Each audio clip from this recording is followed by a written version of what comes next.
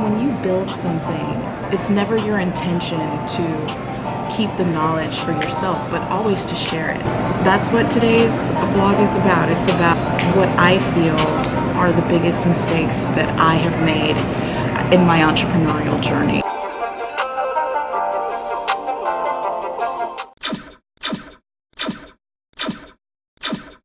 Side note, I don't know how many of you guys actually use Beats headphones.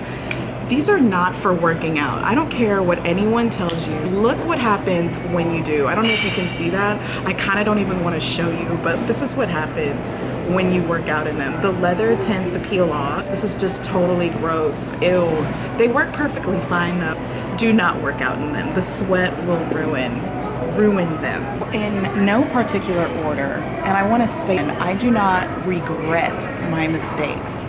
These are just mistakes I have made along the way. All right. So the first one, the biggest one, is putting my expectations on other people. The team that started with me in the beginning is not the same team that I have now. And that's the creative team, the manufacturing team, the conception team. Every team I started with is no longer with me. It's not even because I was arrogant or had this outlandish management style. My expectations to win didn't match theirs. And I wouldn't even say that I had the wrong team. They were excellent people, phenomenal in what they did. Our expectations kept doing this. They never met in the middle. My after workout smoothie. Okay, back to business. The second thing that was one of my main, I don't know why I'm wearing sunglasses in here either.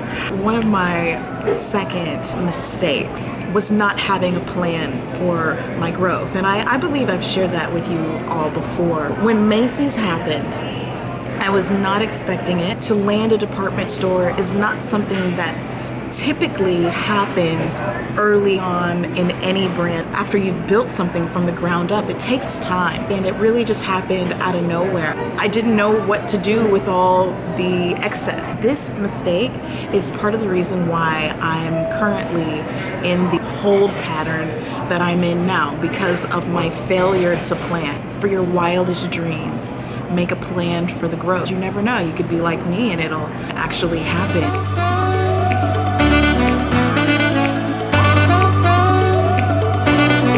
It is 59 degrees in Houston, Texas, and I don't know what to do with myself. Too cold. But moving on. Mistake number tres.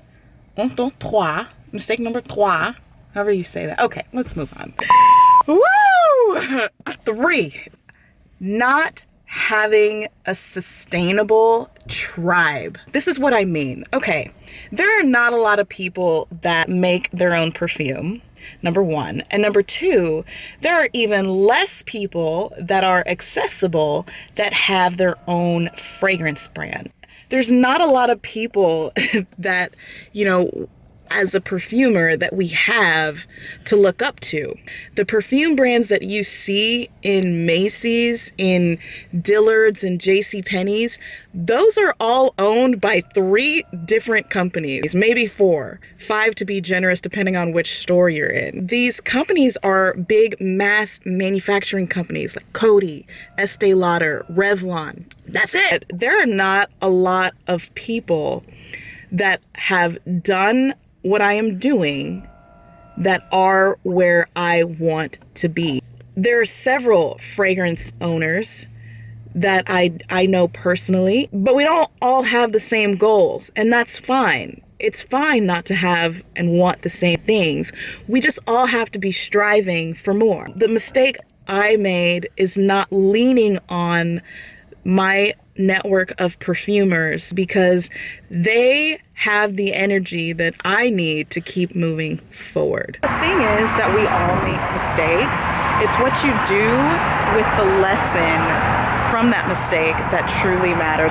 So, I hope you guys liked this video. If you did, like it, subscribe please. Let me know that you're watching. Next vlog will drop next week, Tuesday. I will be with you in the comments. Peace out.